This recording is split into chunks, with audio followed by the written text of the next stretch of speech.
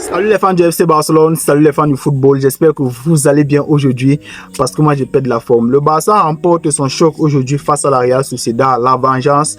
Finalement on a réussi à se venger de Real Sociedad qui nous avait gagné au match aller 1-0 dans un match où vraiment l'arbitrage avait été catastrophique et avait été à notre défaveur.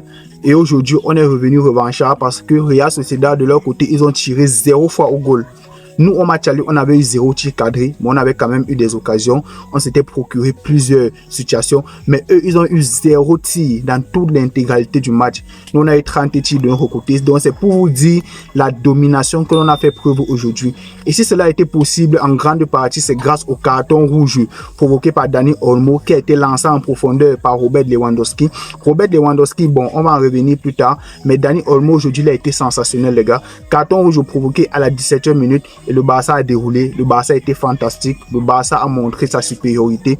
Même comme à 11 contre 11, l'entame du match n'a pas été très bonne du FC Barcelone. Pourquoi? Parce que les 5 premières minutes, comme face à Atlético, étaient très compliquées. On a caissé un but. Heureusement que l'alignement du hors-jeu a marché. Sinon, on se retrouve à 5 minutes presque avec 1-0. Donc c'est pour vous dire vraiment la fragilité dont le Barça fait preuve dans les 5 premières minutes depuis 3-4 matchs. Mais bon, on a réussi à retourner le match à notre avantage et le Barça a finalement déroulé par derrière. Mention spéciale aujourd'hui à Gérard Martin qui a fait un match de patron. Courage, la combativité, les passes. Donc on peut dire ici que l'ensemble du collectif a fait un très bon match, mis à part Lewandowski et Rafinha que j'ai trouvé un peu en dessous. Bon, Rafinha, il n'a pas été trop sollicité aujourd'hui aussi. Donc ce dernier aujourd'hui n'a pas eu trop de choses à faire, je vous assure. C'est pour cela qu'il a été remplacé. Donc sa plus-value n'a pas été très importante durant ce match. Il a été reposé pour mercredi face à Benfica. Pedri aussi masterclass dans la volonté de tirer les ballons. Il a mis un missile sur la barre transversale. Je vous assure que si ce ballon-là entrait, waouh, ça devait être peut-être le but de la saison cette Liga. Parce que dans cette frappe, tout y était. La précision, l'équilibre du joueur, la vitesse à laquelle allait le ballon. Donc encore une masterclass de Pedri au milieu de terrain. Et sa note à la fin du match reflète vraiment sa prestation aujourd'hui. L'entrée de De Jong aussi a été très intéressante. Casado qui a fait un match de bonhomme. Et c'est ce que je vous disais ici dans le dernier débrief. Casado, c'est celui-là qui va toujours s'arracher sur les ballons qui n'ont peut-être pas d'importance. Sur les ballons que vous ne trouvez pas peut-être qui va causer une occasion derrière, qui va provoquer peut-être une contre-attaque de l'adversaire. Il s'arrache sur tous les ballons, tacle, jeu de corps, même comme il n'est pas très grand détail, il saute quand même. Le ballon peut atterrir sur sa tête et on peut procéder en contre-attaque. Donc Casado aujourd'hui, défensivement, il a été monstrueux. Monstrueux sur les peu d'occasions que Real Sociedad s'est procuré qui n'ont même pas été finalisées parce qu'ils n'ont même pas tiré au goal. Casado est celui-là qui était toujours là en défense pour pouvoir boucher les trous, apporter son agressivité quand il faut, baisser en intensité quand il faut. Donc aujourd'hui, rien à redire sur le match de Casado. Parlons aussi un petit peu de la charnière centrale Araujo-Koubarsi. J'étais un peu sceptique à l'entame du match parce que je me disais que bon, ils ont déjà joué peut-être 2-3 matchs. Si je me souviens plus trop, si vous avez les références des matchs, s'il vous plaît, mettez en commentaire. Ils ont déjà joué 2-3 matchs ensemble et je n'ai pas trouvé ça intéressant. Je pense que c'était contre Benfica. Oui, contre Benfica. Ils ont joué 2-3 matchs ensemble, donc je n'ai pas trouvé vraiment la complémentarité entre les deux. Mais pour moi, aujourd'hui, ça a été un vrai test. Même comme en face, ils étaient à 10, mais pour moi, ça a été un vrai test. Araujo qui a assimilé la tactique du hors-jeu aujourd'hui. Araujo aujourd'hui qui m'a vraiment convaincu. Il a fait un match sérieux et en plus, les buteurs et passeurs décisifs, les gars. Ça peut peut-être paraître fou, mais il a été buteur et passeur décisif aujourd'hui. Donc, Araujo, un match de patron, dans la vivacité, le piège du hors-jeu, même physiquement, ça se voit qu'il était à l'aise. Donc, il a livré un match de patron aujourd'hui. Et en plus, j'applaudis même encore son match. Pourquoi? Parce que le piège du hors-jeu aujourd'hui, il a réussi à l'assimiler de A à Z. Parce que sur le premier but du Real Sociedad, peut-être que Araujo aurait pu annuler le hors-jeu avec sa manie qu'il avait en début de mois de janvier. Il n'avait pas encore réussi à assimiler le piège du hors-jeu. Mais aujourd'hui, j'ai remarqué vraiment, et moi j'étais vraiment focus sur son match. Il avait des bons décalages. Quand il fallait monter le bloc, il montait. Vraiment, à la limite, c'est même lui qui dirigeait Koubarsi parfois. Parce que je regardais Araujo, je voyais comment il faisait des gestes comme ça à Koubarsi. Comme ça, qu'on remonte, on redescend, on remonte, on redescend. Donc vraiment aujourd'hui, ma taille patron de Araujo et ça fait vraiment plaisir et ça remet un peu la compétitivité en défense et la méritocratie parce que c'est celui qui sera le plus performant qui va jouer. Mais bon, il n'est pas encore à ce niveau. Je pense que mercredi, ça sera Inigo Martinez et Pau Koubarsi. D'ailleurs, Pau Koubarsi, il a été remplacé très tôt dans le match, je crois à la 70e minute. Donc c'est pour vous dire que mercredi, ce sera les deux titulaires, Inigo et Pau Koubarsi. Mais aujourd'hui, la défense a été très sérieuse. Il n'y a rien à redire. On va revenir encore sur le milieu de terrain et on va parler de qui? L'homme du match, Dani Olmo, qui nous a encore livré une prestation stratosphérique aujourd'hui. Dans le dernier match, beaucoup ont craché sur lui, qui n'était pas très impactant. Il n'avait pas apporté sa plus-value au milieu de terrain, notamment face à Atletico, quand je veux parler du dernier match. Mais aujourd'hui, Dani Olmo nous a montré toute la panoplie. Contrôle de balle. Vraiment, aujourd'hui en Europe, dans les petits espaces, je ne sais pas si un joueur aussi fort que Dani Olmo.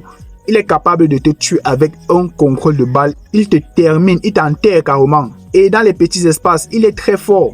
Notamment, ça passe sur Gérard Martin. Il regarde 2 secondes, il est placé là, il regarde. Il y a qui est démarqué, il voit Gérard Martin, il glisse un petit ballon à mi-hauteur. Gérard Martin n'a plus qu'à finir. Et la finition aussi parfaite et clinique. Et ça passe aussi bon. On va comptabiliser ça comme une passe sur Casado. Casado qui contre le ballon involontairement et qui entre dans les filets. Donc il a 2 passes décisives aujourd'hui. J'ai remarqué vers la 12e, 13e minute, il redescendait loin en bas pour chercher les ballons. Donc c'est pour vous dire vraiment la participation qu'il a eu aujourd'hui. Même dans le pressing, je l'ai trouvé plus intéressant. Et ça fait vraiment plaisir de le voir finir un match. Bon, presque finir un match parce que là, je le crois, 70 minutes, si je ne me trompe pas. Et j'espère que les blessures vont enfin laisser ce joyau. Et on va continuer la vidéo et terminer cette vidéo sur le Golden Boy, le magicien, le check-play, comme les Français aiment trop dire. Le check-play, parce que je dis Lamine Yamal, il nous a sorti la totale. La totale. C'est vrai que devant la finition, ce n'est pas encore trop ça, mais ça va venir avec le temps, les gars. Je ne sais pas pourquoi vous êtes pressés. Vous êtes pressés, vous partez où? Un gamin qui a 17 ans, vous voulez déjà qu'il ait tout. Il a déjà la technicité, la vision de jeu, le playmaking. Donc, il a toutes les panoplies, la vision de passe et tout. C'est la finition seulement qui lui manque. Et un peu de vitesse, parce que même dans le dos de la défense, ce n'est pas celui-là qui aime trop solliciter les appels de balle. Mais lorsqu'il va réunir ces 2 aspects de jeu-là, vraiment, il sera inarrêtable. Parce que vous voyez encore aujourd'hui sur le premier but du Barça, feinte de corps, deuxième feinte de corps, feinte de frappe, j'enrobe le défenseur.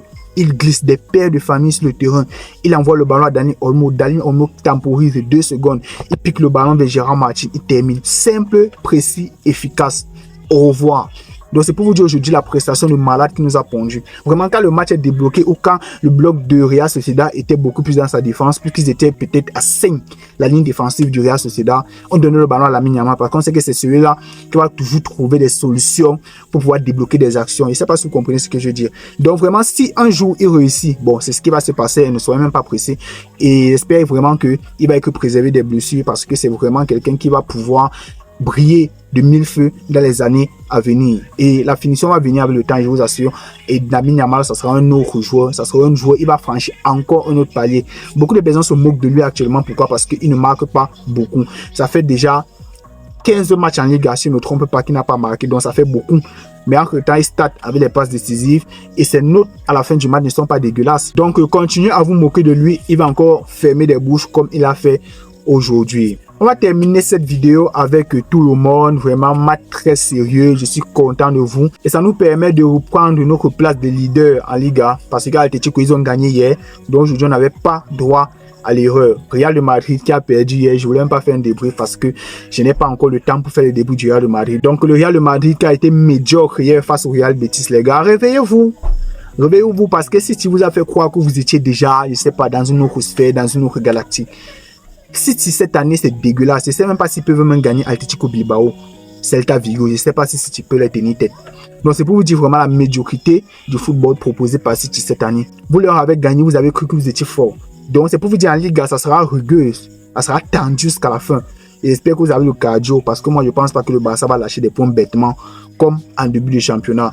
Voilà, on revient leader et c'est le plus important, Visca Barça, Visca Catalonia. J'espère que vous allez aimer la vidéo, partager et on se retrouve à la prochaine. Ciao.